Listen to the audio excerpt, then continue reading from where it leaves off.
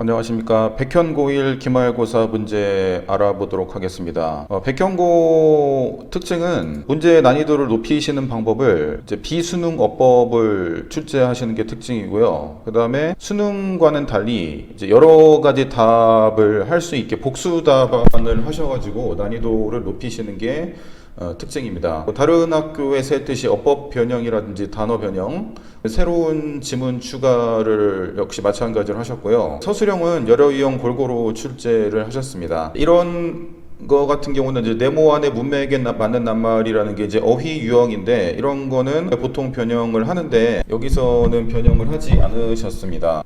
보시면 이제 이런 문맥상 낱말의 쓰임이 적절하지 않은 것, 이런 게 어휘 유형인데 이런 거는 이제 변형을 하셔가지고 평소 단어 실력을 이제 여쭤보신 거고요. 그러니까 이런 거 같은 경우에도 원래는 여기 부정어가 들어가 있고, 그래서 오브젝티브에서 뭐 객관적이지 않다 그런데 단위어로 대체를 하셔가지고 맞는지 틀리는지 물어보셨고요. 그 다음에 8번이나 이제 9번 같은 경우는 이제 빈칸에 들어갈 내용은 아예 문장을 이렇게 새로 만드셔서 끼워 넣으셨습니다. 그러니까 원래는 초록색 아닌 부분은 이제 학생들이 공부했던 문장이고, 여기는 이제 그렇지 않은 거죠. 그래서 단순히 외워서는 안 되고 어떤 내용이 들어가야 될지 사고력을 측정하는 문항으로 난이도를 높이셨습니다. 그 다음에 이제 12번 같은 게 백현고 특징이죠. 어법상 옳은 것만으로 있는 대로 고르는 거, 이제 이런 게 복수 답안입니다. 보통은 한 개만 고르게 하는데 이런 식으로 하나하나 맞는지 틀린지 체크를 해야지 맞출 수 있게 문제를 내셨고요. 그 다음에 3번 같은 경우에도 어법에 맞는 문장만 있는 대로 고르는 겁니다. 이런 거는 이제 수능 형태로 나오지 않고 중학교 때 문법 유형 난이도를 높이시기 위해서 쓰시는 방법인데,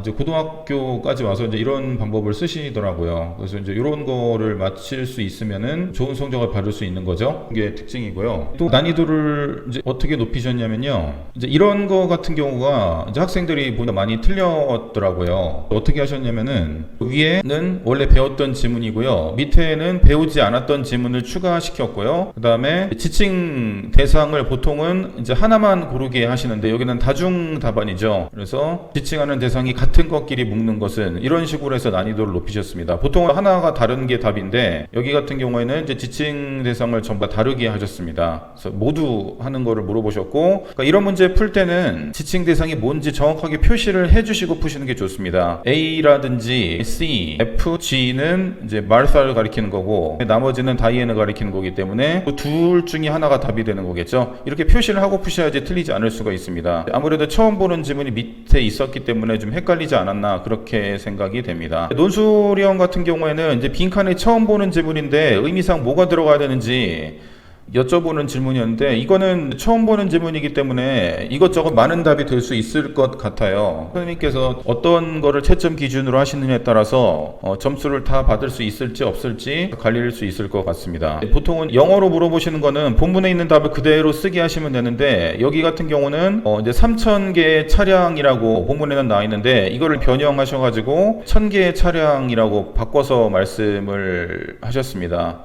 그래서 바꿔서 질문했기 때문에 거기에 맞게 숫자도 변형이 돼야 되는데 이제 많은 학생들이 숫자를 변형하지 않고 그냥 썼던 것 같아요. 그래서 이 학생은 3,000이 1,000으로 줄었으니까 15,000이 5,000으로 줄여야겠죠. 그러니까 이 학생은 많은 점수를 받을 수 있을 것 같고, 여기에 있는 거 그대로 쓰시면은 틀리지 않았을까 그렇게 생각이 됩니다. 그래서 영어로 본문에 있는 내용을 참고해서 쓰는 거라든지, 그 다음에 저희 학원에서 많이 했었죠. 그래서 유학문 완성입니다. 그래서 빈칸에 들어갈 말을 어법에 맞게 쓰라는 얘기는 의미상, 그 다음에 품사가 바뀌면 이제 변형을 해야 된다는 얘기겠죠. 이제 다른 학교와 다르게 이제 비수능 어법, 그다음에 복수 답안으로 이렇게 난이도를 가르치는 게 특징이고, 시험 범위라든지 전체적인 시험의 양은 그렇게 많지 않아서 뭐 시간이 부족하다든지 그런 학생은 별로 없었을 겁니다. 기본적으로 자기가 꼼꼼하게 차분히 공부를 했으면은 얼마든지 고득점을 받을 수 있는 시험 문제가 아니었냐 생각하고, 자기가 어떤 유형을 틀렸으며 현재 어떤 능력이 부족한지를 정확하게 파악해서 저랑 상담을 하신 다음에 2학기 때는 능력을 키울 수 있게